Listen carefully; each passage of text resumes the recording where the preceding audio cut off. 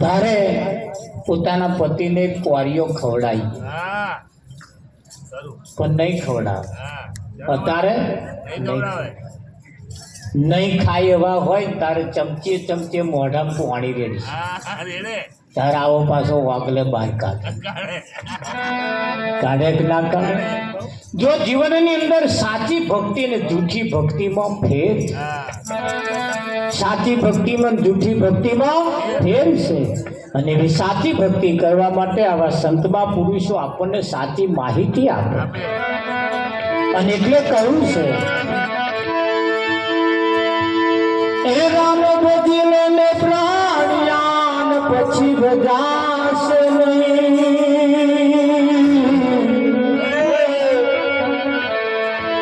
કાયા ખાશે તારી ઘર ધરી પછી બેઠું રહેવાશે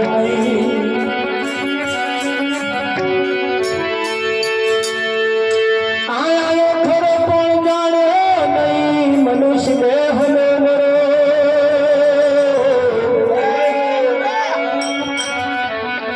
શેરયાના જવે કારણે કોટો બાંધા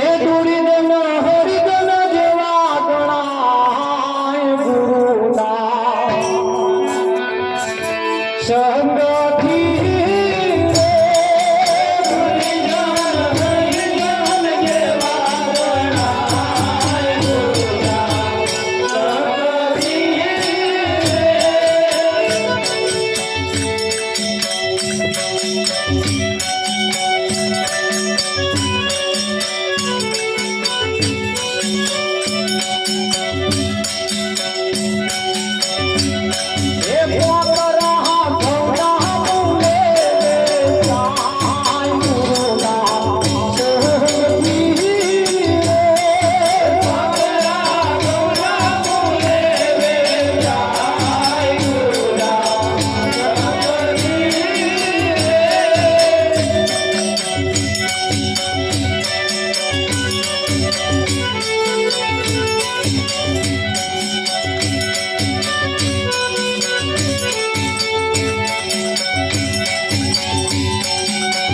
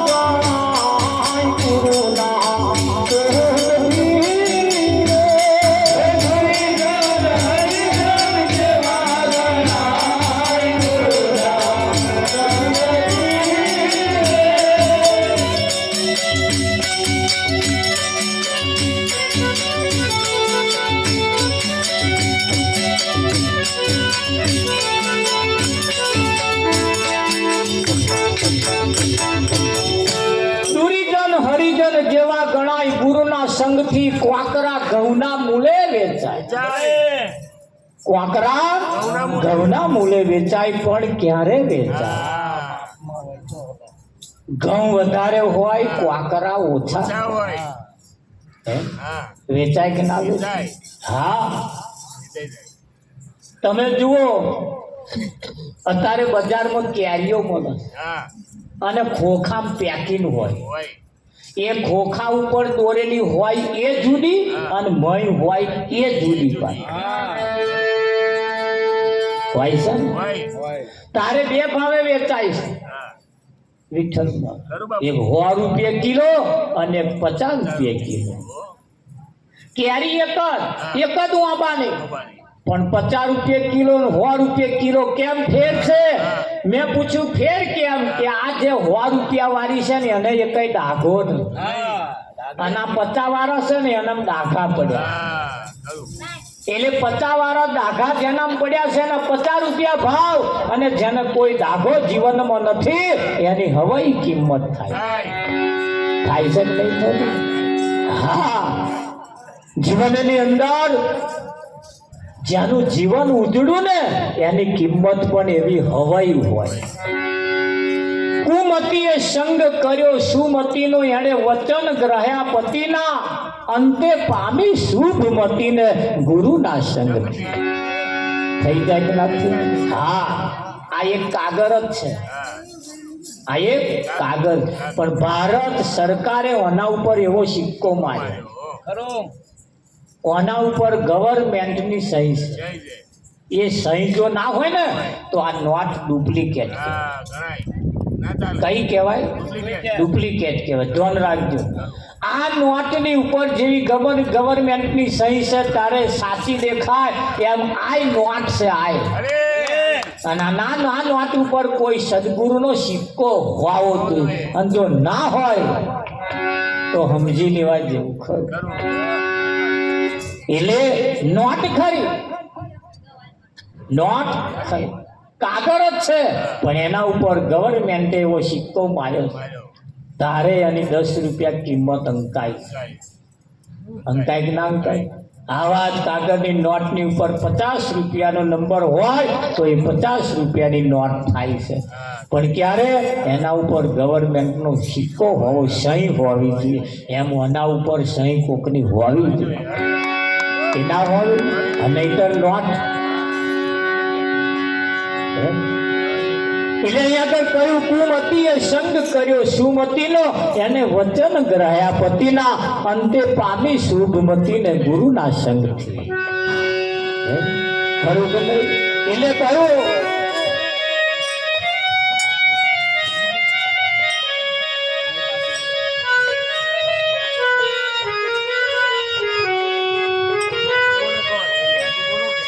ભમહરીનો ચટકો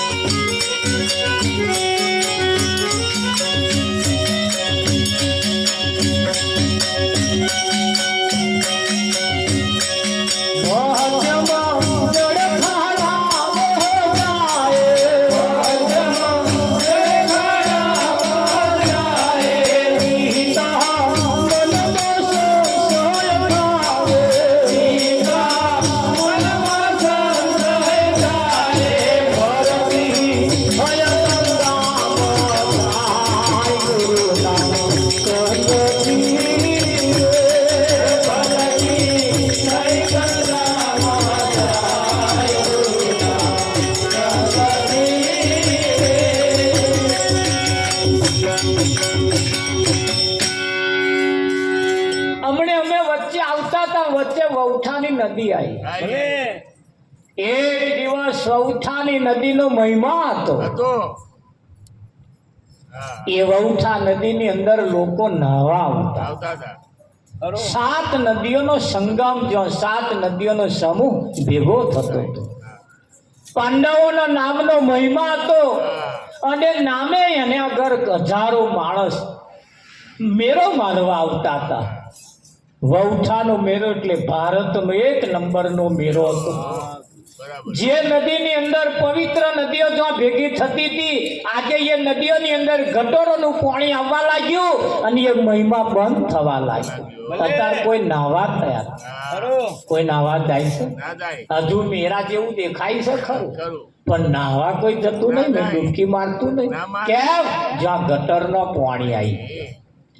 યાદ રાખીએ, નદી જેવી નદીના જો ગટરનો પાણી આવી જતા હોય, એના મહિમા જો બંધ થઈ જતા હોય, તો આ નદીની અંદર જેદાર ગટરનું પાણી પડ્યું તેદાર આની કિંમત ઘટી. ઘટે કે ના ઘટે? એ નદીએ જેમ નાવા નહીં જતું એમાં હું અમય કોટ નાવા નહીં આવે. માણસ તો ભેલા છે, એનું આખું કુટુંબ ભેલા છે, આખો પરિવાર ભેલાય, સમાજ ભેલાય, અને પેઢીઓની પેઢીઓ. હવે એ નદીની અંદર કોઈ નાવા, જેટલી પેઢીઓ જશે ને પેઢીઓ વાળા નાવાય નહીં. એ ગટરનું પાણી આવવાથી સમજાય અને વંદન, સમજાય અને વંદન. માણસ બહુ હોશિયાર છે. ઘરમાં ઊંદેડું મરી જાય બહાર નાખ્યા આવે, બલાડું મરી જાય બહાર નાખ્યા આવે, ડોબાનું પાડું મરી જાય બહાર નાખ્યા આવે, ડોબું મરી જાય, પાડો મરી જાય, ગાય મરી જાય, ઊંદેડું મરી જાય, કશુંક મરી જાય ઘરમાં એટલે બહાર નાખ્યા આવે. માણસ બહુ હોશિયાર છે, અને બહાર મરી જાય ને એને વેચાતું લાઈને ઘેર બાફી ખાય પાછા લે. આવો આને મોણસ કહેવાય? પ્રતાપ મોણસ કહેવાય? આ માણસના લક્ષણ નાખે તો પછી ઘરમાં મરી જાય એ જ ખાતા હોય છો, તો વેચા તો લાવવા ના પડે. માણસ પોતાની જાતને એવો હોશિયાર સમજે છે કે હું હોશિયાર છું. દેશ તારા ખોરાક કયા લસ, તું કેટલો હોશિયાર છે. કયા કે ના કયા? હા, બગલાનો ખોરાક અને હંસના ખોરાકમાં ફેર. કયા લગ ના કયા?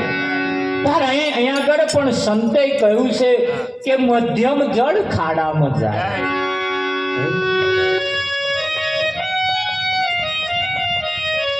એ મધ્યમ જળ ખાડામાં જાય,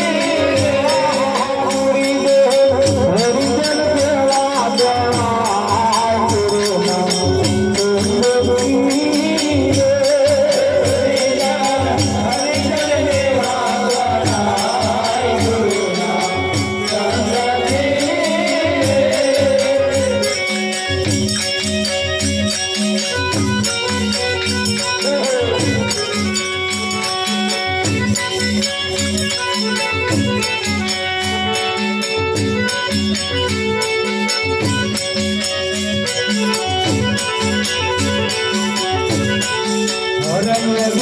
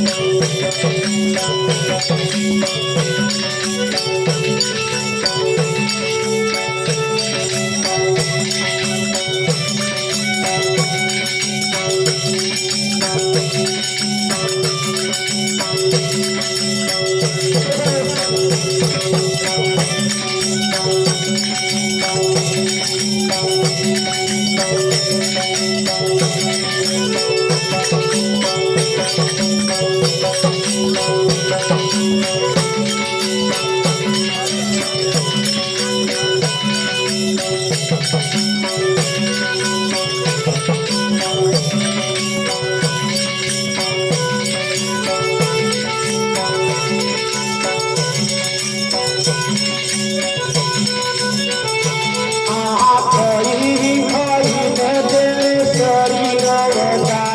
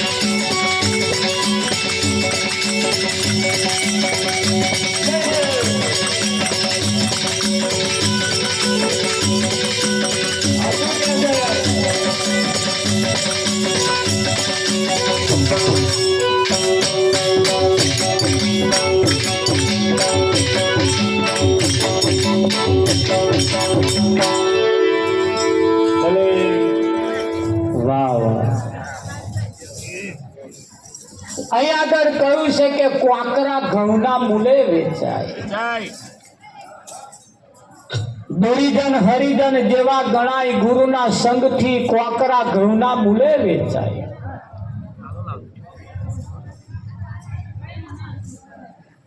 કુમતીએ સંગ કર્યો સુમતીનો,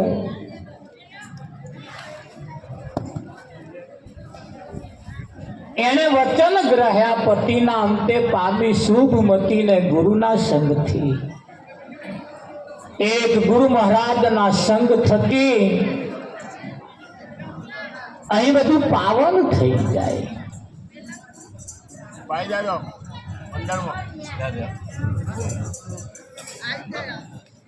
આ જગત આ દુનિયાની અંદર લોકો ખાધા પીધામાં ઊંચા આવતા, શાંતિથી ખાતા હોય સારું, પણ કકરાટ કરે એવો છો. વિઠ્ઠલ મહારાજ ખાવામાં માથે ફરફરિયો આવી ગયો. અરે તારી ધોરી ધજાયો ફરતે